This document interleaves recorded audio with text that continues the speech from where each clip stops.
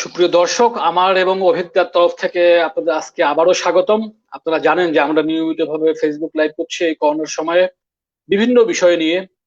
আজকেও আমরা হাজির হয়েছি নতুন একটা বিষয় নিয়ে, করোনায় ব্যাংকিং। আপনারা জানেন যে আমরা যারা আছি মূলত আমি এবং অভিজ্ঞতা দুজনই ব্যাংকিং পেশার সাথে যুক্ত। আমাদের পেশা ব্যাংকিং। তো আসলে আমরা এখন ব্যাংকিং করোনায় কেমন করে চলছে, কিভাবে চলতে পারে আরো ভালো করে, আগামীর ব্যাংকিং কেমন হবে, এই সব কিছু নিয়েই আমরা আলোচনা করব। আলোচনার জন্য আজকে আমরা দুজন গুণী মানুষকে পেয়েছি আজকে আমাদের লাইভে। শুধু চট্টগ্রাম থেকে পেয়েছি চট্টগ্রাম অফিসার সমিতির সভাপতি আমাদের মাহবুবুল ইসলাম স্যার। আপনারা জেনে থাকবেন বা জানেন স্যার একজন লেখকও বটে। স্যারের বই প্রতিনিয়ত আমরা প্রতি বই মেলায় পাই। স্যার, আপনাকে আমাদের এই ফেসবুক লাইভে স্বাগতম। হ্যাঁ, সুস্বাগতম। আপনাকে শুভেচ্ছা, অভিজ্ঞের জন্য শুভেচ্ছা, এবং আজকে যারা অনুষ্ঠান দেখছেন তাদের সবাইকে সুস্বাগত। আমরা আমাদের আরো একজন অতিথি আছেন, আমাদের অগ্রণী ব্যাংকের খুবই পরিচিত মুখ, আমাদের সালাউদ্দিন মুন্সি স্যার। আপনারা জানেন যে স্যার আমাদের ঢাকার শেরাটন কর্পোরেট শাখায় কর্মরত আছেন। আমি যতদূর জানি স্যার রিভিউ বিভাগের দায়িত্বে আছেন। স্যার, আপনাকে স্বাগতম আমাদের আজকের এই লাইভে। আপনাকেও স্বাগতম এবং আপনার মাধ্যমে ফেসবুক লাইভে যারা আছে তাদের সকলকে স্বাগত জানাই আজকের এই লাইভ প্রোগ্রামে। জি স্যার, প্রাণবন্ত হবে। হ্যাঁ জি স্যার, আমরা আজকে আলোচনা করব করোনায় আমাদের ব্যাংকিং নিয়ে। তার আগে আমি একটু দর্শকদের বলতে চাই যারা আমাকে দেখছেন, আপনারা জানেন যে আমাদের এই ফেসবুক লাইভটা প্রায় 45 থেকে 1 ঘন্টা চলে। এই লাইভ চলাকালীন অবস্থায় কেউ যদি কোনো মন্তব্য করতে চান বা যুক্ত হতে চান, তাহলে আমাদের মন্তব্যের অংশে অথবা ইনবক্সে আমরা আপনাদের যুক্ত করে নিব। তো আমরা আসলে প্রথমে আমি আলোচনা শুরু করতে প্রথমে আমি মাহবুব স্যারের কাছে যাবো। স্যার, আপনি কি আমাকে শুনতে পাচ্ছেন? জি, আমি শুনতে পাচ্ছি। জি তন্ময়, আমি শুনতে পাচ্ছি।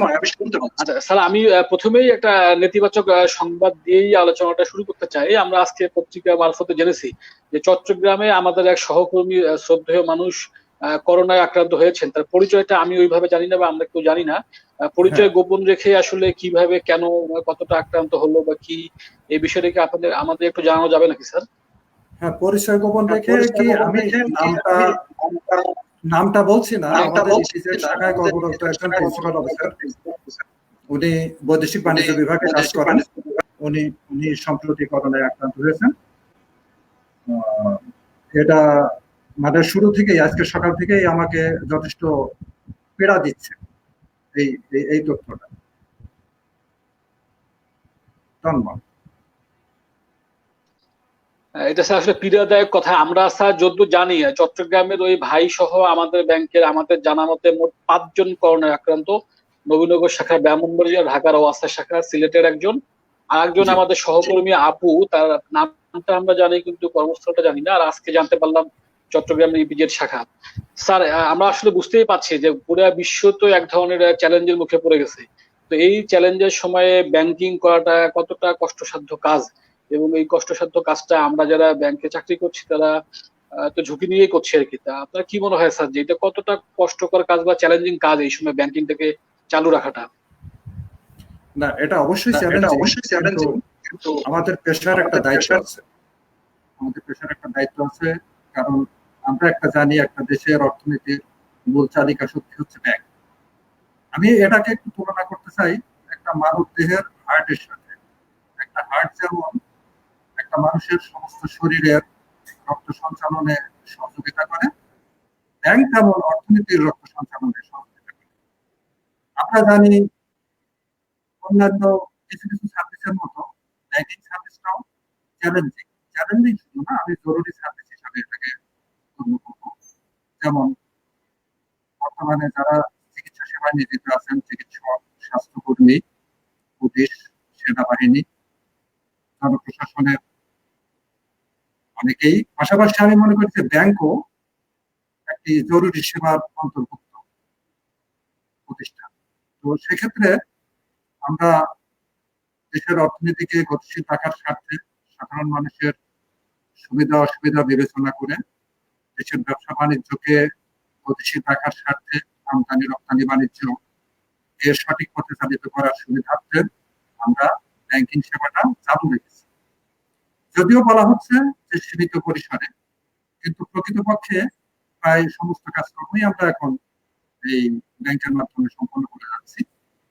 তো এটা চ্যালেঞ্জিং, এটা ঠিক আছে, তথাপি আমরা মনে করি যে মাননীয় প্রধানমন্ত্রী দেশের অর্থনীতিকে যেভাবে আহ, অর্থনীতির সুরক্ষার তাগিদে, অর্থনীতিকে গতিশীল রাখার তাগিদে যেরকম একটা তাগিদ অনুভব করছেন, তার সাথে সামঞ্জস্য বজায় রেখে মিনিস্ট্রি, বাংলাদেশ ব্যাংক এবং আমাদের মাননীয় ব্যবস্থাপনা পরিচালক এবং সিও মহোদয়ের প্রত্যক্ষ তত্ত্বাবধানে আমরা ব্যাংকিং কার্যক্রম সুসম্পন্ন করে যাচ্ছি। তো এটা আমাদের করতে হবে, এটা আমাদের করতে হবে এই কারণেই যে চ্যালেঞ্জ সব দেশেই আছে। আমি যে ব্যাংকে না থেকেও বা বাইরে যে আক্রান্ত হব না এমন কোনো নিশ্চয়তা নেই। তো ব্যাংকে যদি আমরা যথাযথ সুরক্ষা মেনে আমাদের দায়িত্ব পালন করতে পারি, তাহলে আমার বিশ্বাস যে অনেকাংশেই আমরা ভালো থাকবো।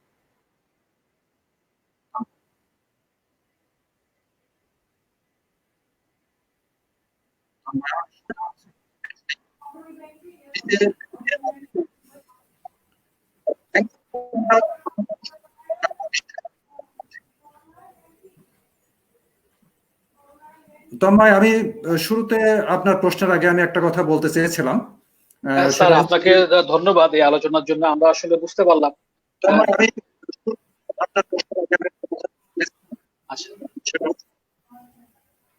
হ্যাঁ, আমি আমি আমি প্রথমে আরো একটা কথা বলতে চেয়েছিলাম যে ইতিমধ্যে দেশব্যাপী বা বিশ্বব্যাপী করোনায় যারা মৃত্যুবরণ করেছেন, হ্যাঁ, বিশ্বব্যাপী যারা করোনায় মৃত্যুবরণ করেছেন, আমরা তাদের রুহের মাগফিরাত কামনা করছি। যারা আক্রান্ত হয়েছেন তারা যাতে যথাশীঘ্রই সুস্থ হয়ে ওঠেন, আমরা তাদের জন্য সেই শুভকামনা রাখবো। পাশাপাশি যারা সুস্থ হয়ে ফিরে এসেছেন তাদের জন্য আমাদের অভিনন্দন থাকবে। তন্ময়, এখন আপনার পরবর্তী প্রশ্নে যেতে পারেন।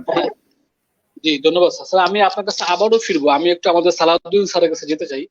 স্যার, আপনি কি আমাকে শুনতে পাচ্ছেন? জি তন্ময়, আমি আপনাকে শুনতে পাচ্ছি।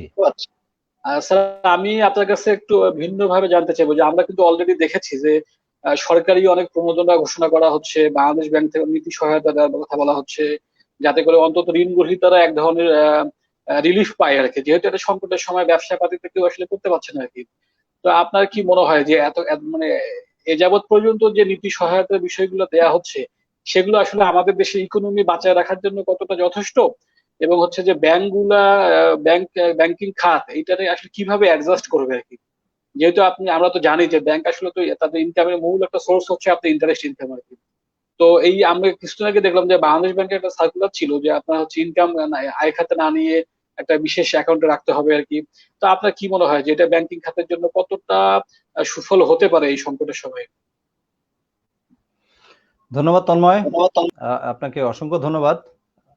আমি শুরুতেই বলি যে গণপ্রজাতন্ত্রী বাংলাদেশ সরকারের পক্ষ থেকে এই করোনা পরিস্থিতি মোকাবেলার জন্য এবং অর্থনীতিকে টিকিয়ে রাখার জন্য, অর্থনীতির গতিধারা টিকিয়ে রাখার জন্য যে ব্যবস্থা নেওয়া হয়েছে, এটা সরকারকে ধন্যবাদ দিতে হয়। এর মাধ্যমে বাংলাদেশ ব্যাংকের যে সার্কুলার হয়েছে আপনারা সকলেই জানেন, এবং বাংলাদেশ ব্যাংকের সার্কুলারের পরিপ্রেক্ষিতে আমাদের অগ্রণী ব্যাংকও সার্কুলার জারি করেছে, এবং সেই সার্কুলার অনুপাতে আপনারা জানেন যে বাংলাদেশ সরকার ইতিমধ্যে প্রায় 1 লক্ষ কোটি টাকার স্টিমুলাস প্যাকেজ ঘোষণা করছে। এটা ধারাবাহিকভাবে হয়তো এই প্যাকেজগুলি কিভাবে দেওয়া হবে না হবে সেটা এখনো হয়তো যাচাই বাছাই চলছে বাংলাদেশ ব্যাংকের। আমরা যতটুকু জানি সার্কুলার হয়েছে আমাদের গত 3 মাস আমাদের যে সমস্ত লোন হোল্ডার আছে, যারা বড়র আছে, যারা আসলে সত্যিকার অর্থে গত 3 মাস আপনারা জানেন মার্চ মাস থেকে শুরু করে করোনা ধরা পড়ছে মার্চ মাসের 8 তারিখে, তারপর থেকে আমাদের অনেক ব্যবসায়ী ব্যবসা করতে পারে নাই। আমাদের যারা বড়রা আছে তারা তাদের ব্যবসা গুটিয়ে ফেলতে হয়েছে অথবা বন্ধ রয়েছে। আমরা সেই ক্ষেত্রে গভর্নমেন্টের যে স্টিমুলাস প্যাকেজ এবং যে সার্কুলার বাংলাদেশ ব্যাংকের যে আপনার যে সুদের হিসাবটা, সুদটা ইনকামে না নিয়ে সেটা একটা ব্লক হিসেবে স্থানান্তর করে রাখবে, এটা পরবর্তীতে হয়তো একটা ব্যবস্থা গভর্নমেন্ট করবেন অথবা বাংলাদেশ ব্যাংক করবেন। তো এটা একটা ভালো উদ্যোগ, কারণ ব্যবসায়ীরা যদি আসলে একবার বসে যায় তো সেই ক্ষেত্রে ব্যবসায়ীরা কিন্তু আর আর পরবর্তীতে এই সুযোগ সুবিধাটা না দিলে, ব্যবসায়ীদেরকে ব্যবসা করার সুযোগ না দিলে তারা কিন্তু পরবর্তীতে এই লোন রিপে করতে পারবে না, তারা আর ইনস্টলমেন্ট হয়তো দিতে পারবে না, তাদের সিসি লোনগুলি খেলাফি হয়ে যাবে। তো এটা অবশ্যই অর্থনীতির গতিধারা ধরে রাখার জন্য, এবং আপনারা জানেন বাংলাদেশের বর্তমান যে অর্থনৈতিক যে ধারা, এটা বিশ্বে একটা রোল মডেল। তো সেই ক্ষেত্রে এটা অবশ্যই প্রশংসার দাবিদার, এবং আমি মনে করি যে গভর্নমেন্টের পক্ষ থেকে এটা করা হয়েছে। হয়তো আরো অনেক ভালো ভালো প্যাকেজও হয়তো সামনে আসবে, তারপরে যতটুকু এ পর্যন্ত করা হয়েছে এটা গভর্নমেন্টকে ধন্যবাদ দিতে হয়, সাধুবাদ দিতে হয় বাংলাদেশ ব্যাংকে, এবং আমাদের অগ্রণী ব্যাংকের সিইও এবং এমডি মহোদয়কেও ধন্যবাদ দিতে হয় যে আমাদের বিভিন্ন সময় সার্কুলার জারি করার পরে, অর্থাৎ করোনা ধরার পরে বিভিন্ন সময় যে সার্কুলার জারি হয়েছে, সেই সার্কুলার মোতাবেক আমরা ব্যবসায়ীদের বিভিন্ন সুযোগ সুবিধা দেওয়ার প্রচেষ্টা চলমান রয়েছে, এবং এই প্রচেষ্টা যদি অব্যাহত থাকে, হয়তো করোনা পরবর্তীতে আমাদের ব্যবসায়ীগণ আমাদের লোনের টাকা, আমাদের লোনের যে কিস্তি আছেন বা সেই কিস্তিগুলি যথাসময়ে রিপে করতে পারবেন, এবং আমাদের যে সিসি লোনগুলি আছে সেগুলিও খেলাফিতে পরিণত হবে না। তাতে ব্যবসায়ীগণ মানসিকভাবেও চাঙ্গা থাকবে এবং তাদের ব্যবসাও চাঙ্গা থাকবে। ধন্যবাদ তন্ময়। স্যার, আমি আপনার সাথে খুবই একমত। আমার মনে হয় আমাদের দর্শকরাও একমত হবেন যে আসলে তাই, এই নীতি সহায়তা বা প্রণোদনা বিষয় যদি না থাকে, এই সংকটের সময় আসলে আমাদের দেশে অর্থনীতি একটা ঝুঁকির মধ্যে পড়ে যেত আর কি। স্যার, আমি এখানে আপনার কাছে আরেকটা বিষয় জানতে চাইবো, এটা তো গেল একটা মানে নীতি সহায়তার ব্যাপার বা বড় কোনো ইস্যু আর কি। এই যে আমি যদ্দূর জেনে থাকি, আপনাকে বোধহয় ব্যাংকে যেতে হয়, আপনাকে শাখায় গিয়ে ব্যাংকিং করতে হয়। তো এই যে স্যার, ব্যক্তি সালাউদ্দিন তো আসলে আক্রান্ত হতে পারে করোনায় আর কি। তো আপনি আসলে নিজের জন্য কি কি ব্যবস্থা নিচ্ছেন, যাতে আপনাকে ব্যাংকিংটাও জন্য আপনি করতে পারেন, আপনার জন্য সার্ভিসটাও আপনি দিতে পারেন, এবং আবার করোনা থেকেও মুক্ত থাকা তো আসলে খুব মানে একটা টাফ ব্যাপার, কিন্তু যে ঝুঁকিটা কমে যায় করোনা আক্রান্ত হবে, আপনি কি কি ব্যবস্থা নেন আসলে? ধন্যবাদ তন্ময়। একটা বিষয় আমাদের মনে রাখতে হবে যে আমাদের দেশটাই করোনা আক্রান্ত। পশ্চিমা বিশ্বে আমরা যেটা দেখেছি, আমাদের অবস্থা সেই পর্যায়ে এখনো হয়তো যায় নাই, কিন্তু আমাদের গণপ্রজাতন্ত্রী বাংলাদেশ সরকার শুরু থেকেই এটা নিয়ে বেশ সতর্কতার সাথে এগোচ্ছে, এবং আমাদের এখানে ব্যক্তি হিসেবে ভাবার কোনো সুযোগ নাই, যেহেতু আমরা সকলেই সরকারি চাকরি করি। আমরা যারা ব্যাংকিং সেক্টরে আছি, আমাদেরকে এখানে আমরা যদি ভাবি যে আমার করোনা হতে পারে, আমি ব্যাংকে যাব না বা ব্রাঞ্চে যাব না, সেটা আসলে খুবই খুবই অমানবিক, এবং এটা গ্রহণযোগ্য নয়।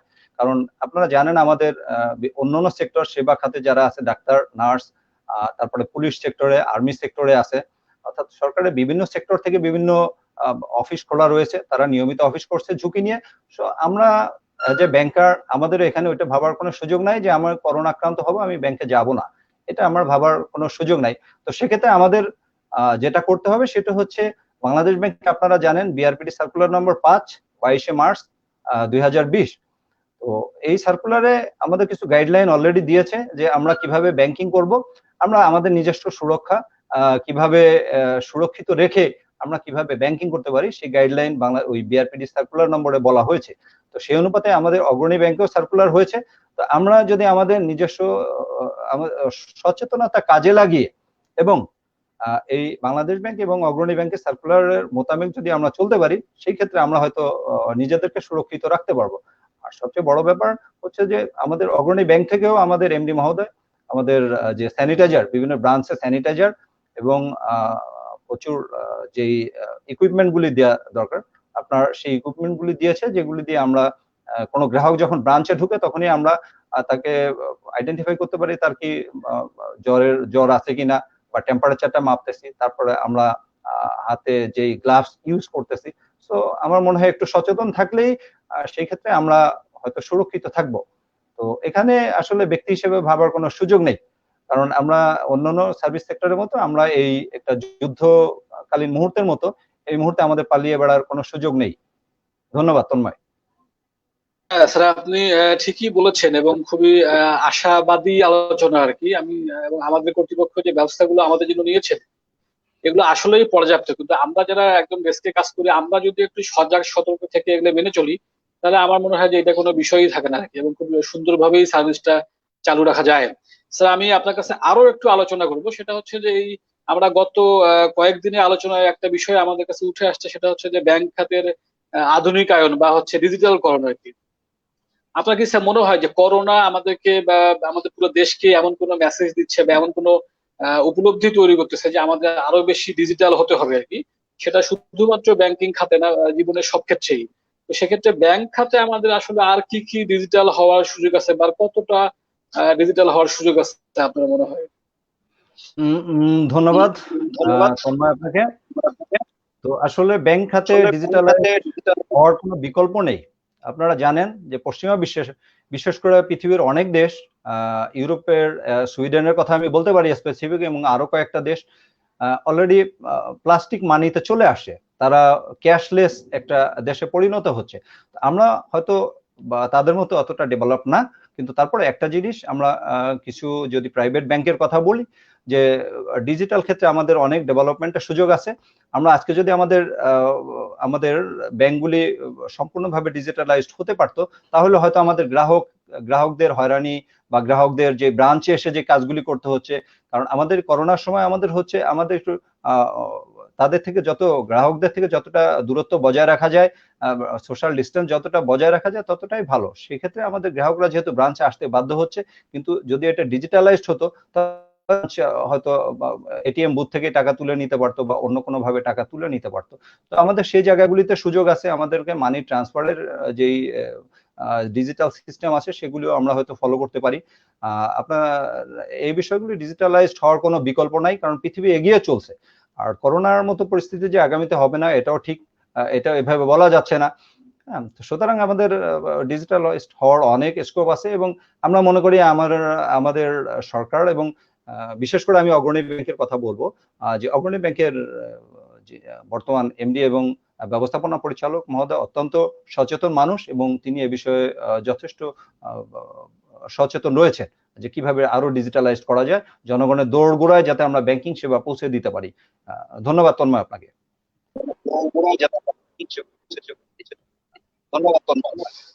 স্যার আপনাকেও ধন্যবাদ। স্যার আমরা বিভিন্ন মন্তব্য পাচ্ছি, আমাদের যারা দর্শক আমাদের দেখছেন, মঈনুদ্দিন ছোট, উনি সম্ভবত চাঁদপুর থেকে বলছেন। উনি বলছেন যে দুইজন মেধাবী ব্যাংকারের আলোচনা বেশ উপভোগ করছি, আমরা চাই যেন আপনার সঙ্গে আলোচনা উপভোগ করেন।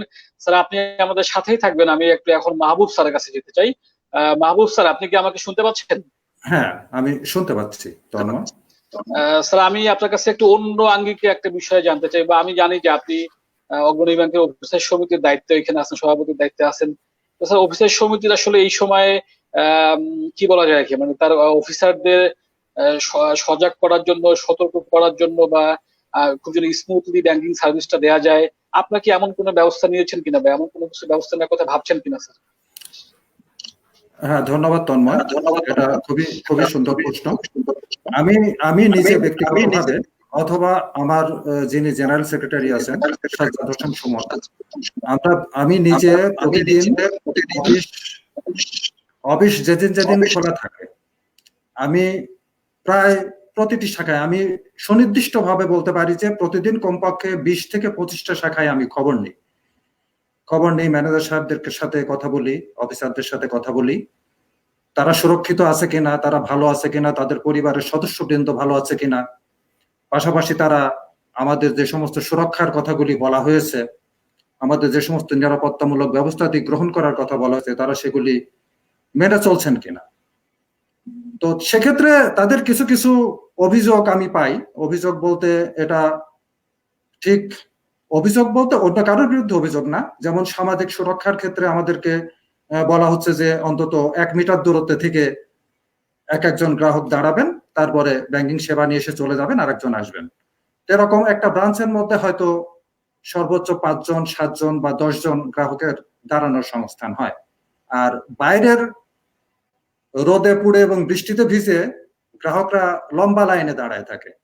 এতে তাদের মধ্যে একটা অস্থিরতা কিংবা বিরূপ মনোভাব কাজ করে। কিন্তু এক্ষেত্রে আসলে আমাদের খুব বেশি কিছু করণীয় থাকে না। আমরা তাদেরকে বুঝিয়ে কিংবা তাদের কাছে আবেদন নিবেদন করে আমাদের ম্যানেজার সাহেবেরা তাদেরকে ম্যানেজ করছেন এবং যত দ্রুত সম্ভব একজন কাস্টমারকে বিদায় করে দিচ্ছেন।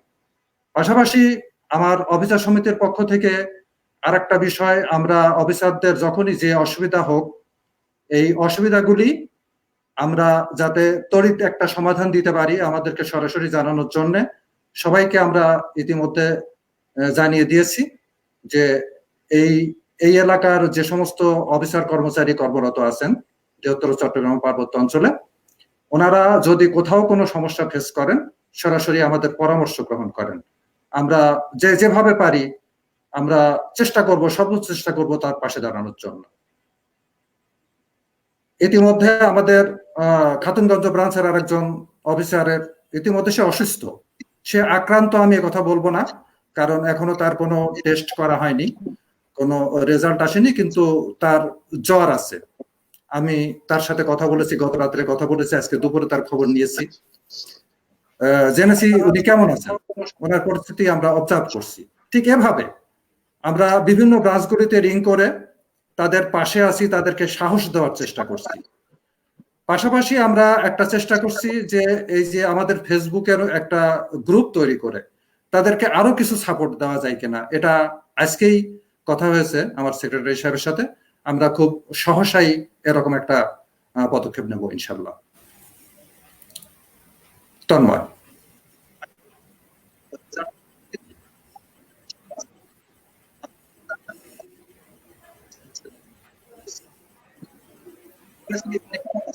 ইতিমধ্যে মঈনুদ্দিন ছোট একটা প্রশ্ন করেছেন আমাকে যে অফিসার সমিতির আঞ্চলিক কমিটিগুলির ভূমিকা কি হওয়া উচিত।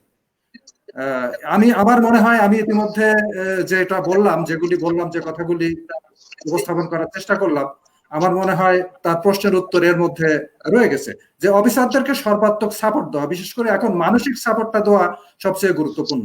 যেমন দেখেন একজন অফিসার অফিসে যাওয়ার সময় কিছু কিছু প্রতিবন্ধকতার মুখোমুখি হয়, যেমন এখন গণপরিবহন নাই। আপনারা জানেন যে বিশেষ করে চট্টগ্রামের কথা আমি বলি, চট্টগ্রাম একটা বিশাল ভৌগোলিক এরিয়া, এই এরিয়ায় অনেক দূর দূরান্তে ব্রাঞ্চের অবস্থান, এবং অফিসারদেরকে এই গণপরিবহন না থাকার কারণে অনেক কষ্ট করে রিক্সায় হেঁটে বিভিন্নভাবে তাদেরকে ব্যাংকে যেতে হয়।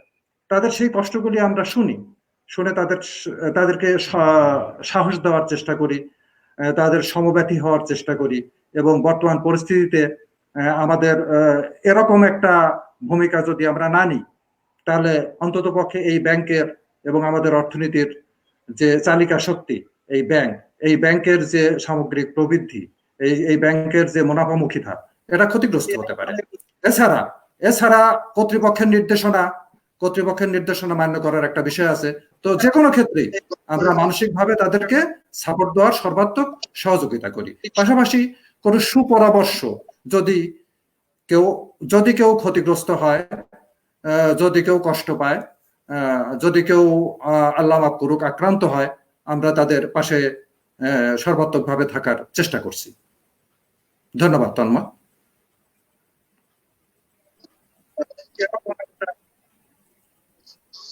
তন্ময় আমাকে শুনতে পাচ্ছেন?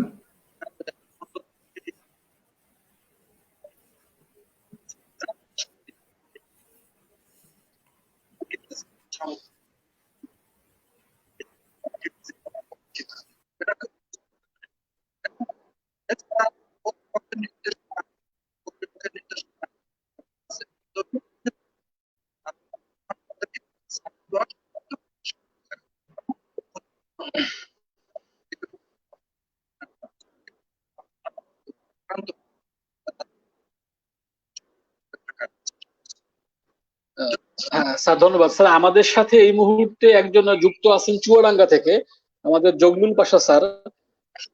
হ্যাঁ, আমি শুনতে পাচ্ছি আপনাকে স্যার, আপনি আমাকে শুনতে পাচ্ছেন কিনা বুঝতে পারছি না।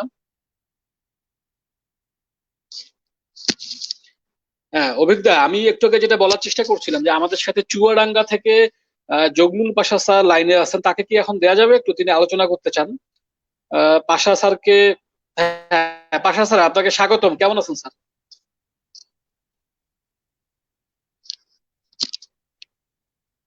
হ্যাঁ, আমি শুনতে পাচ্ছি।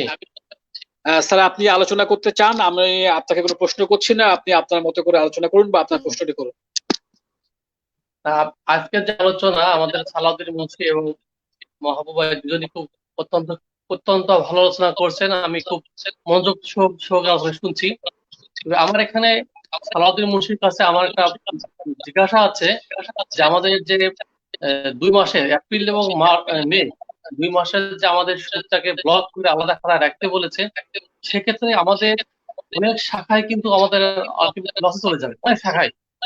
বিশেষ করে যে সমস্ত শাখা ঋণ নির্ভর শাখা, সে সমস্ত শাখা কিন্তু 2 মাসের সুদ যদি আমরা আলাদা খাতে নিয়ে যাই, আমরা ইনকামে নিতে না পারি, আমাদের ব্রাঞ্চ লস চলে যাবে। সেক্ষেত্রে আমরা করোনা পরবর্তীতে আমরা আমরা কি করে এই ক্ষতিটা পুষিয়ে নিতে পারি, আমাদের রেমিটেন্স কমে আসছে, আমরা কি করে ক্ষতি পুষিয়ে নিতে পারি, এই বিষয়ে সালাউদ্দিন মুন্সির কাছে আমার জিজ্ঞাসা, তার উপর মতামত আমি জানতে চাই। ঠিক আছে, তাহলে আমরা সালাউদ্দিন স্যারের কাছেই চলে যাই। অভিজ্ঞতা,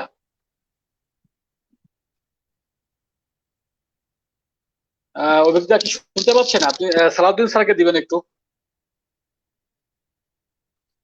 স্যার আমরা একটু অপেক্ষা করি, আমরা আশা করছি সালাউদ্দিন স্যারকে পেয়ে যাব। এর মাঝখানে হ্যাঁ স্যার বোধহয় চলে আসছেন। স্যার হ্যাঁ, তন্ময় আমি শুনতে পাচ্ছি। তন্ময় আমি শুনতে পাচ্ছি, আমি জগলুর পাশা যেটা বলছে আমি সেটা শুনতে পাচ্ছি। একটা বিষয় আমাদেরকে মনে রাখতে হবে যে এটা একটা ক্রাইসিস মুহূর্ত, এবং এই ক্রাইসিস মুহূর্তের জন্য পৃথিবীবাসী আসলে কেউ এটার জন্য রেডি ছিল না। এটার জন্য বাংলাদেশে আমরাও রেডি ছিলাম না, এরকম একটা খারাপ সিচুয়েশন আসুক সেটা কেউ আমরা আশা করিনি। তবে যেহেতু সিচুয়েশনটা চলে আসে, এবং আমাদের যে বাংলাদেশ ব্যাংকের যে সার্কুলার হয়েছে এবং সেই অনুপাতে তারই প্রেক্ষিতে আমাদের অগ্রণী ব্যাংকেরও সার্কুলার হয়েছে যে আপনার সুদটাকে ইনকামে না নিয়ে আপনার এটাকে ব্লক করে রাখতে হবে। তো এটা যেহেতু ম্যানেজমেন্টের একটা সিদ্ধান্ত, এবং এটা একটা এটা হচ্ছে আপনার যারা ব্যবসায়ী আছে তাদের একটা সুযোগ সুবিধা, তারা যাতে খেলাফি না হয়ে যায়। কারণ আলটিমেটলি গত মার্চ থেকে হয়তো জুন পর্যন্ত তারা ব্যবসা করতে পারবেন না, তারা খেলাফি হয়ে যাবেন। আলটিমেটলি বিষয়টা এরকমই দাঁড়ায়। আপনি যদি ইনস্টলমেন্ট ধরেন অথবা সিসি লোন যেটাই ধরেন, এটার ক্ষেত্রে খেলাফি হওয়ার সম্ভাবনা বেশি। সেক্ষেত্রে এটা যেহেতু ম্যানেজমেন্ট চিন্তা ভাবনা করেই দিছে, এটা তো ম্যানেজমেন্ট আর চিন্তা ভাবনা ছাড়া করে নাই। এটা অবশ্যই কোনো সমাধান হয়তো ম্যানেজমেন্টের কাছে আছে, তারই প্রেক্ষিতে হয়তো ম্যানেজমেন্ট এরকম সিদ্ধান্ত নিয়েছে। এবং এই যে সুদগুলি আমরা ইনকামে নিচ্ছি না, এটা ম্যানেজমেন্ট ভালো করেই জানে যে এতে ব্যাংকের লস হবে, বিভিন্ন ব্রাঞ্চের হয়তো লস হতে পারে। তবে ম্যানেজমেন্টের সিদ্ধান্ত, ম্যানেজমেন্ট হয়তো বিচক্ষণ চিন্তা ভাবনা করে সিদ্ধান্ত নিয়েছে, এবং হয়তো এর পরবর্তীতে হয়তো ম্যানেজমেন্ট আরো ভালো কোনো সিদ্ধান্ত নিয়ে জানিয়ে দিবেন যে আসলে এই যে সুদ আমরা ব্লকে রাখলাম এটা কিভাবে তাদের গ্রাহকের থেকে আদায় করতে হবে। যাতে এ ব্যাপারে হয়তো ম্যানেজমেন্ট আরো ভালো কোনো ডিরেকশন পরবর্তীতে দিবেন, সে আশায় আমরা রইলাম। তো ধন্যবাদ জগলুর পাশা, এবং ধন্যবাদ তন্ময়। স্যার আপনি ঠিকই বলেছেন। আমি এখানে আরেকটা প্রশ্ন আমাদের এখানে এসেছিল, প্রীতি পাপিয়া। অভিজ্ঞতা, আপনি কি প্রীতির মন্তব্যটা একটা আমাদের দেখাবেন? আমরা প্রীতির একটা খুব বড় আলোচনা ছিল আর কি, সেই আলোচনাটা আমি তার আগে একটু জগলুর পাশা স্যারের কাছে আরেকবার যাইবো। স্যার আপনি কি, আপনাকে আর কোনো আলোচনা বা আর কোনো প্রশ্ন আছে? অভিজ্ঞতা, জগলুর পাশা স্যারকে একটু দিবেন।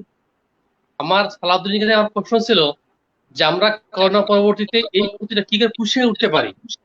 স্পেসিফিক প্রশ্নটা এরকম ছিল যে যেহেতু গভর্নমেন্টের ডিসিশন, সরকারের ডিসিশন, আমাদের বাংলাদেশ ব্যাংক, আমাদের ব্যাংকের ডিসিশন আছে যে আমরা এই এপ্রিল এবং মে মাসের টাকা আমরা ইনকাম নিতে পারবো না, কিন্তু পরবর্তীতে আমরা করোনা পরবর্তীতে আমরা আমাদের ধরেই নিয়ে আমরা ইনকাম নিতে না পারি, বা আমাদের এই প্যান্ডেমিকের কারণে আমাদের অনেক ব্যবসায়ী লস হবে, বা আমাদের ব্যাংক বিজনেস লস হতে পারে, বা আরো খারাপ পরিস্থিতি যেতে পারে। আমরা কি করে আমাদের প্রান্তিক পর্যায়ে থেকে, আমরা আমাদের অবস্থান থেকে, আমাদের সাধারণ অফিসারদের অবস্থান থেকে আমরা কি করে আমাদের এই ক্ষতিটা পুষিয়ে নিতে পারি, সে বিষয়ে আমি একটু সালাউদ্দিন মুন্সির কাছে, আমার বন্ধুবার, তার কাছে একটু জানতে চাই, একটু মতামত জানতে চাচ্ছি।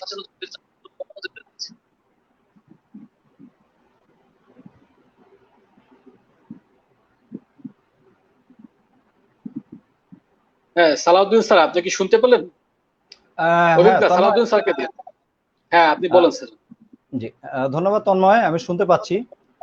জগলুর পাশা যেটা বললেন সেটার ব্যাপারে হচ্ছে যে আমরা যেহেতু একটা ডিরেকশন অনুযায়ী কাজ করি, এবং আমরা একটা সেন্ট্রালাইজ সিস্টেমে কাজ করি, অর্থাৎ আমাদের বাংলাদেশ ব্যাংকে কিছু সার্কুলার, আমাদের ব্যাংকের নিজস্ব কিছু সার্কুলার, সে অনুপাতে আমাদেরকে চলতে হয়। তো সেই ক্ষেত্রে আমাদের বর্তমান সিচুয়েশনের জন্য যে এরকম করোনা হবে বা এরকম ব্যাংক খাত বা সমগ্র দেশের এরকম হবে, এটার জন্য আমরা কেউ হয়তো রেডি ছিলাম না।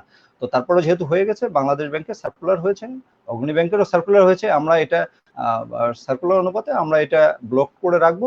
আলাদা অ্যাকাউন্টে রাখবো, এরপরে ব্লক করার পরে এটার রিপেমেন্টের বিষয়ে বা এটা গ্রাহক থেকে কিভাবে আদায় করা যাবে সে বিষয়ে আমাদের নতুন কোনো ডিরেকশনের জন্য হয়তো ওয়েট করতে হবে। আমাদের ম্যানেজমেন্ট আমাদের কি ধরনের ডিরেকশন দেন, এটা হয়তো এমন হতে পারে এটা যে ব্লক সুদ যেটা সেটা সে অংশটা হয়তো নতুন করে কিস্তি করে রিশিডিউল করে দিতে পারে, এরকমও হতে পারে। অথবা যে অর্থাৎ আমি বলতে চাচ্ছি যে আমাদের ম্যানেজমেন্টের পরবর্তী সিদ্ধান্তের জন্য ওয়েট করতে হবে, এটা আমি বলতে চাচ্ছি।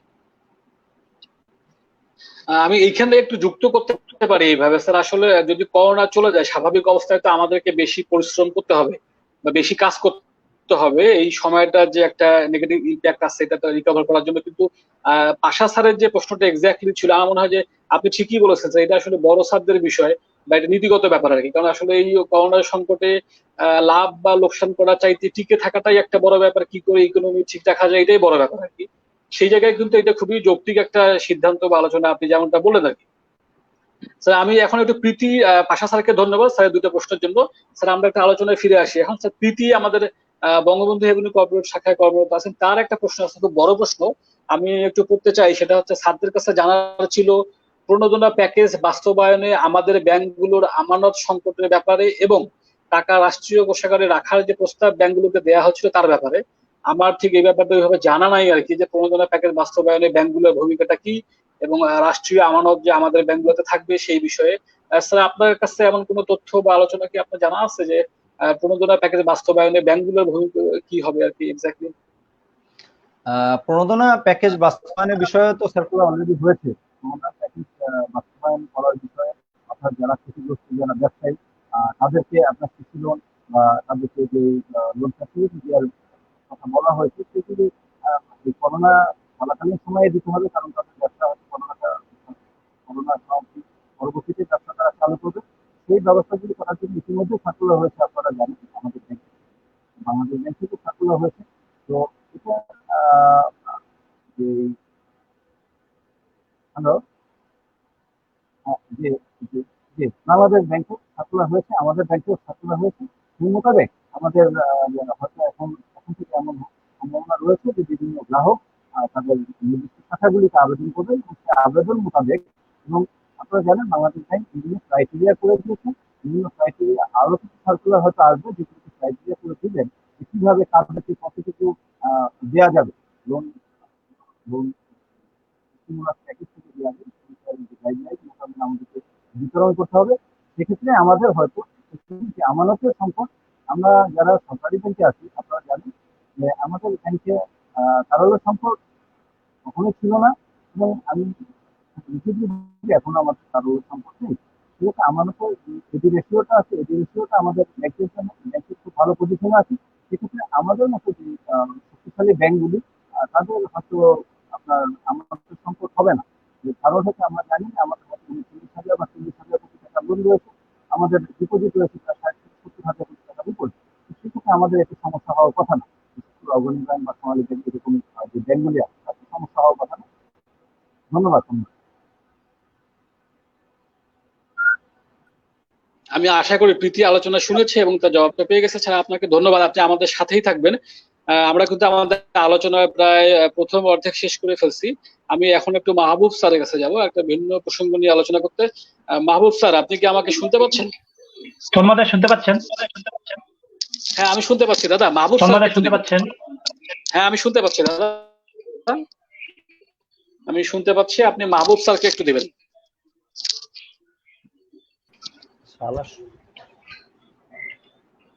স্যার আমরা বোধহয় তন্ময়দাকে একটু করে ফেলেছি, ডিসকানেক্ট করে ফেলেছি। দেখ স্যার, একটা প্রশ্ন আসছে মোহাম্মদ রোকনুজ্জামান, তিনি প্রশ্ন করেছেন ব্যাংকিং সেক্টরে এই বছরে কর্পোরেট ট্যাক্স 42.5% ব্র্যাকেটে লিখেছে, সরকার মওকুফ করে দিলে কিছুটা কি ব্যাংকগুলোর জন্য করোনাকালীন সময়ে উপকার হবে কিনা প্রশ্ন।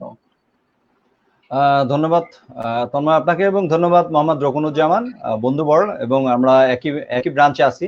ধন্যবাদ রোকন ভাইকে। তো একটা জিনিস হচ্ছে যে কর্পোরেট ট্যাক্স যেটা, এটা তো গভর্নমেন্টের একটা নীতিগত বিষয়। তো সেই ক্ষেত্রে গভর্নমেন্ট তো তার সমগ্র ব্যবসায়িক সেক্টরের গভর্নমেন্টের নিজস্ব, দেশটাই গভর্নমেন্ট চালাচ্ছে, সবগুলি সেক্টরই গভর্নমেন্টের নিজের নিজের মতো করেই দেখছেন। তো সেই ক্ষেত্রে আমাদের ট্যাক্সের সব সেক্টরেই যেহেতু কিছু কিছু ছাড় দিয়েছে, হয়তো ব্যাংকিং সেক্টরে কর্পোরেট ট্যাক্সটা গভর্নমেন্ট নীতিগত সিদ্ধান্তের মাধ্যমে একটা একটা ব্যবস্থা নিবেন যাতে ব্যাংকগুলি আবার দেউলিয়া না হয়ে যায়। সেক্ষেত্রে তো অবশ্যই গভর্নমেন্টের বিবেচনা রয়েছে। আই থিঙ্ক আমরা হয়তো এ বিষয়ে ভবিষ্যতে কিছু জানতে পারবো অথবা দেখতে পারবো। ধন্যবাদ তন্ময় আপনাকে। ধন্যবাদ স্যার। আমরা তন্ময়দাকে স্যার ইতিমধ্যে বোধহয় ডিসকানেক্ট করে ফেলেছি, আমরা কানেক্ট করতে পারছি না। তন্ময়দা হয়তো খুব দ্রুতই চলে আসবে আমরা আশা করছি। আমি একটু স্যার মাহবুব স্যারের কাছে যাই। জি স্যার। জি বলেন। জি করোনা কালের সময় আপনার দিনকাল কেমন যাচ্ছে স্যার, একটু বলবেন? পার্সোনাল লাইফটা স্যার কেমন যাচ্ছে? আমার পার্সোনাল লাইফের মধ্যে কিছু অ্যাচিভমেন্ট আছে, কিছু হতাশার দিকও আছে। হতাশার দিক আছে প্রথমত অ্যাচিভমেন্টের দিকটা বলি যে আপনি হয়তো জানেন, তন্ময় জানে, যে আমি কিছুটা লেখালেখির সাথে সম্পৃক্ত, কিছুটা সাংস্কৃতিক পরিমণ্ডলে আমার যাতায়াত। তো আমার একটা চিন্তা ছিল যে এই ছুটিকালীন সময়ে আমি কিছু লিখব। তো লেখা অবশ্য আশানুরূপ হয়নি, লিখেছি। আমি আমি আমি আমি ইতিমধ্যে লিখেছি কিছু কিছু কবিতা, কিছু কিছু গল্প। আমি একটা উপন্যাস, একটা নিরীক্ষাধর্মী উপন্যাস, মুক্তিযুদ্ধ ভিত্তিক, সেটাকে প্রায় শেষ পর্যায়ে নিয়ে এসেছি। আর আমি প্রচুর পরিমাণে বই পড়ছি। আমি গত বইমেলায়, আপনি শুনলে বোধহয় একটু বিস্মিত হবেন, উপহার এবং কেনা এই দুটো মিলে আমার 309টা বই সংগ্রহ করা হয়েছিল। তো 309টা বইয়ের মধ্যে অনেকগুলো বই আমি ইতিমধ্যে শেষ করতে পারছি। এই যে পড়ার যে উন্নয়নটা, এটা অন্তত হয়েছে। লেখালেখির ক্ষেত্রে উন্নয়ন অতটা হয়নি, তারপরও মোটামুটি আমি কিছু লিখেছি। আর আরেকটা জিনিস, যে আমার একটা হতাশার দিক ছিল যে আমার ছেলেমেয়েরা এই যে বই, মানে পাঠ্য বই বহির্ভূত যে বইগুলি আছে, অর্থাৎ গল্পের বই হোক, উপন্যাস হোক, কবিতার বই হোক, বা অন্যান্য যে পাঠ্য বই বহির্ভূত যে বইগুলি আছে, এই বইয়ের সাথে তারা সম্পৃক্ত ছিল না। তারা শুধু তাদের স্কুলের যে পাঠ্য তালিকার অন্তর্ভুক্ত বই, সেই বইগুলি নিয়েই তারা ব্যস্ত ছিল। তো এটা আমার একটা কষ্টের দিক ছিল, আমার একটা হতাশার দিক ছিল। তো এই সময়টা আমি তাদেরকে পর্যাপ্ত সময় দিতে পেরেছি। এই সময় দেওয়ার কারণে আমি এখন দেখছি যে আমার মেয়েটা এবং ছেলেটা, বিশেষত ছেলেটা, তারা কিন্তু এখন বই পড়ায় যথেষ্ট আগ্রহী হয়েছে। তারা প্রথমত জাফর ইকবালকে দিয়ে, আনিসুল হককে দিয়ে তারা শুরু করেছে, এবং তারা পর্যায়ক্রমে তারা ভালো ভালো লেখকের বই পড়ছে। এইটা হচ্ছে যে আমার একটা বড় অ্যাচিভমেন্টের দিক। আর একটা বিষয় যে লেখালেখির পাশাপাশি আমি আরেকটা গবেষণাধর্মী কাজ একটু আগায় নেওয়ার চেষ্টা করেছিলাম, যেটা সময়ের অভাবে পারছিলাম না। আমি আপনাদের হয়তো খুব ব্যক্তিগতভাবে বলছি যে আমার বাড়ি কুষ্টিয়াতে, মানে প্রকৃত বাড়ি, অরিজিনাল বাড়ি। আমি কুষ্টিয়ার সন্তান। কুষ্টিয়াতে আমার বাড়ির পাশে লালন একাডেমি আছে। তো লালনের প্রতি আমার শৈশব থেকেই একটা আলাদা সিম্প্যাথি, বা লালনের প্রতি আমার আলাদা একটা অনুভূতি আছে। এই অনুভূতির দিকটাকে ফুটায় তোলার জন্য আমি লালনের উপরে একটা গবেষণাধর্মী কাজ করার চিন্তা আমার দীর্ঘকাল যাবৎ ছিল। তো সেই কাজটাকে আমি যথেষ্টভাবে এগিয়ে নিতে পারছি। এর মধ্যে আমি যথেষ্ট তথ্যপাত্র সংগ্রহ করছি, নোট করছি, এবং আমি আশা করি এই বইটা আমি সহসাই লেখায় হাত দিতে পারবো। এটা ছিল আমার করোনাকালের জীবন। পাশাপাশি আমি পরিবারকে সময় দিতে চেষ্টা করছি, কিন্তু আমার বেশিরভাগ সময়টা গেছে, আমার কর্মদিবসের বেশিরভাগ সময়টা গেছে বিভিন্ন শাখার ব্যবস্থাপক, অফিসার, কর্মচারী, তাদের সংবাদ আমি মোবাইলে সর্বক্ষণ নিতে চেষ্টা করেছি। আমার বেশিরভাগ সময়টা আমি আমার নিজেকে ব্যস্ত রেখেছি শুধু তাদের সংবাদ নেওয়ার এবং তাদেরকে বিভিন্ন তথ্য দিয়ে সহযোগিতা করার যে বিষয়টা, সেই বিষয়ের সাথে আমি সম্পৃক্ত থেকেছি বেশি। ধন্যবাদ।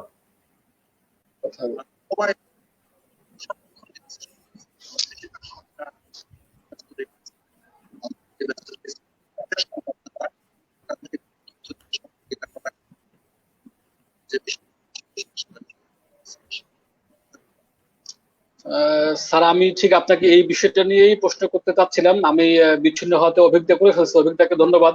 আমি একটু বলতে চাই, সালমা কেয়া ম্যাডাম বলছে তন্ময়কে ধন্যবাদ প্রতিনিয়ত করোনায় ব্যাংকিং বিষয়ে ফেবু লাইভ আলোচনা আয়োজনের জন্য। ম্যাডামকে আমি খুব বিনয়ের সাথে বলতে চাই, এটা মূল পিছনের কারিগর আসলে অভিজ্ঞতা। আমি জাস্ট শুধু হচ্ছে যে পর্দায় থাকছে এই আর কি। স্যার, আমি এখন আপনার কাছে আর একটা বিষয় জানতে চাইবো। আপনি তো লেখক মানুষ, লেখালেখি করেন। আমরা জেনে থাকি যে হচ্ছে লেখকদের কল্পনা শক্তি খুব প্রখর হয় বা অনুমান খুব ভালোভাবে করতে পারে আর কি। তো এই যে করোনায় আমরা যে জীবন কাটাচ্ছি, করোনা পরবর্তী জীবনটা আসলে আমাদের কেমন হতে পারে? করোনা পরবর্তী জীবনটা আমাদের কিছুটা সংগ্রামী জীবন হবে। আমার আমার আমার বিবেচনায় কিছুটা সংগ্রামী জীবন হবে, যেহেতু এর মধ্যে আমরা অর্থনৈতিকভাবে ক্ষতিগ্রস্ত হব। এটা প্রায় নিশ্চিত সর্বক্ষেত্রেই।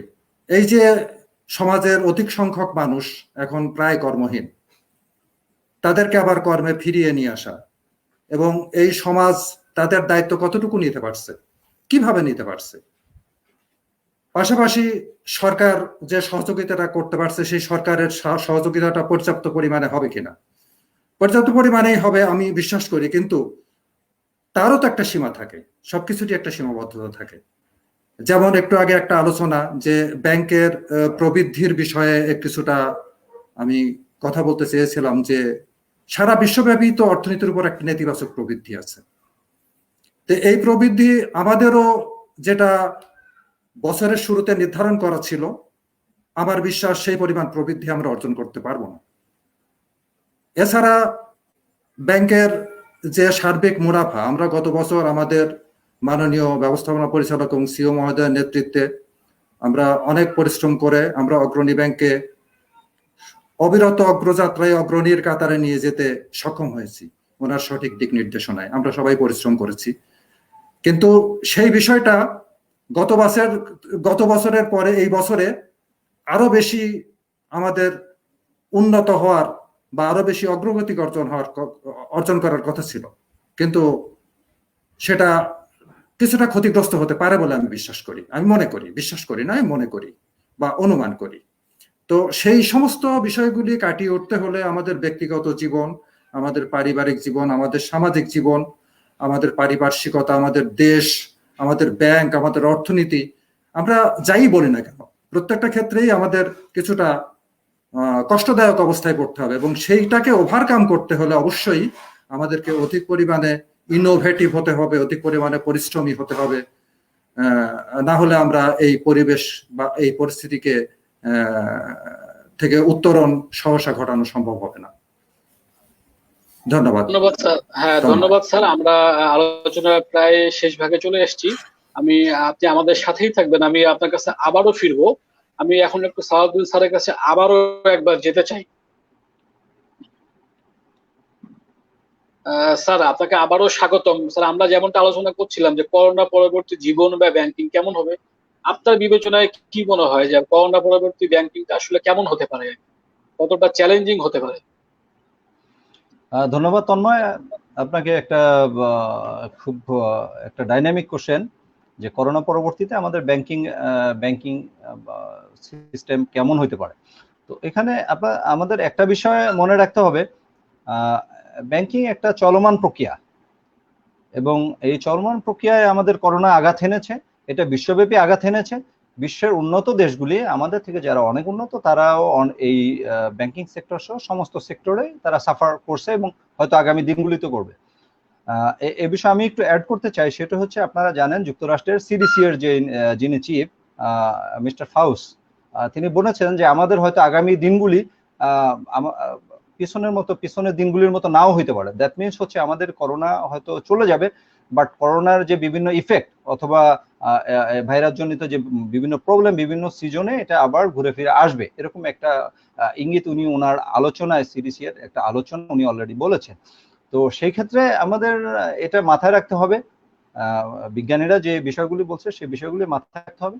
আবার এটাও মনে রাখতে হবে যে করোনা যে চলাকালীন সময় যে প্রবলেম, করোনা পরবর্তীতে প্রবলেমটা অনেক করে কমে যাবে, যার ইফেক্ট টোটাল অর্থনীতিতে ইফেক্ট কিছুটা রয়ে যাবে, কিন্তু আমাদের এই সচেতনতার বিষয়টা কখনোই কমতি দেওয়া যাবে না। যেমনটা আমরা বিজ্ঞানীদের থেকে শুনে আসছি, সেটা হচ্ছে যে করোনা পরবর্তীতে মানুষের এই সোশ্যাল ডিস্টেন্সিংটা মেনটেন করতে হবে, তাদেরকে হয়তো মাস্ক ইউজ করা লাগতে পারে। আর সেই ক্ষেত্রে আমাদের এই সচেতনতাটার ঘাটতি দেওয়া যাবে না। আমরা বর্তমানে যে সচেতন আছি, করোনা পরবর্তীতে এই সচেতনতাটা দীর্ঘদিন হয়তো রাখা লাগতে পারে, যেমনটা আমরা বিজ্ঞানীদের আলোচনায় আমরা শুনে আসছি। তো সেই ক্ষেত্রে আমাদের একটা বিষয় যে আমাদের অগ্রণী ব্যাংকের মাননীয় ব্যবস্থাপনা পরিচালক এবং সিও মহোদয়, তিনি অত্যন্ত বিচক্ষণ মানুষ, অত্যন্ত বিদগ্ধ একজন মানুষ। তিনি ব্যাংকে যেভাবে পরিচালনা করে আসছেন, আপনারা জানেন যে অনেক ব্যাংকের তারল্য সংকট আছে, অনেক ব্যাংকের এডি রেশিও ভালো না, অনেক ব্যাংকের আপনার ডিপোজিটের অবস্থা বেশি একটা ভালো না। সেই ক্ষেত্রে আমাদের মাননীয় এমডি এবং ব্যবস্থাপনা পরিচালক মহোদয়ের কল্যাণে, তার দিক নির্দেশনা আমাদের ব্যাংক অত্যন্ত ভালো পজিশনে আছে এবং অন্যান্য ব্যাংক যেভাবে সাফার করবে হয়তো আমাদের ব্যাংকটা এতটা সাফার করবে না, কারণ আমাদের এডি রেশিওটা ভালো আছে। তবে আমাদের সিস্টেমটা, আমাদের পেমেন্ট সিস্টেমে কিছুটা চেঞ্জ আনতে হবে, সেটা হচ্ছে আমাদের ডিজিটালাইজড সিস্টেমে বেশি যেতে হবে। আমাদের বর্তমানে যেই সিস্টেম আছে, আমরা সরাসরি গ্রাহকের মাধ্যমে আমরা ক্যাশ ট্রানজাকশন করছি, এটা করছি ওটা করছি, কিন্তু সেই বিষয়টা যদি আমরা এটিএম বুথের মাধ্যমে, কিছু প্রাইভেট ব্যাংক যেভাবে এগিয়ে গেছে সেরকম আমরা কিছু এটিএম বুথ করে দিতে পারি, যাতে গ্রাহক তাদের ব্রাঞ্চে না এসে দূর থেকে এটিএম বুথের মাধ্যমে তারা ক্যাশ ট্রানজাকশন গুলি করতে পারে। সেরকম কিছু ডিজিটালাইজড ব্যবস্থা হয়তো করা যেতে পারে, যেটা আমাদের এমডি মহোদয়ের অবশ্যই যখন তিনি এই বিষয়টা হয়তো ভেবেও রাখছেন। তো আমার যেটা, আমি ইন এ নাটশেল যেটা বলতে চাই সেটা হচ্ছে যে করোনা পরবর্তীতে আমাদের অর্থনীতিতে আঘাত আনবে এবং এটা হয়তো কয়েক বছর স্টে করবে, আমরা যেটাই ভাবি না কেন। বাট তারপরও আমাদের ব্যাংকের অবস্থা, অগ্রণী ব্যাংক অত্যন্ত শক্তিশালী ব্যাংক, আমাদের ব্যাংকের অবস্থা ভালো, আমরা হয়তো অতটা সাফার করবো না ইনশাল্লাহ। তো ধন্যবাদ তন্ময় আপনাকে। স্যার আপনাকে ধন্যবাদ। আমি আপনার সাথে একটু যুক্ত করতে চাই, যেমন আমি গত কয়েকদিন আগে ভারতীয় কিছু পত্রিকা পড়ছিলাম, সেখানে আমি পরে যেটা পেলাম সেটা হচ্ছে যে ওদের ব্যাংকিংটা খুবই একটা আধুনিক জায়গায় চলে গেছে। ব্যাপারটা এরকম যে তাদের ওয়েবসাইটে যদি কেউ নক করে যে হচ্ছে তার এই সার্ভিসটা লাগবে, তো অনেক ব্যাংকের অনেক শাখা একদম গ্রাহকের ডোর স্টেপে, মানে বাসায় গিয়ে সেবাটা দিয়ে আসছে, এবং হচ্ছে যে এটার জন্য তারা অতিরিক্ত একটা চার্জ বা মাসুলও রাখছে আর কি। এবং সেটা করোনার জন্য বিশেষায়িত একটা সেবা হিসেবে তারা এটা চালাচ্ছে।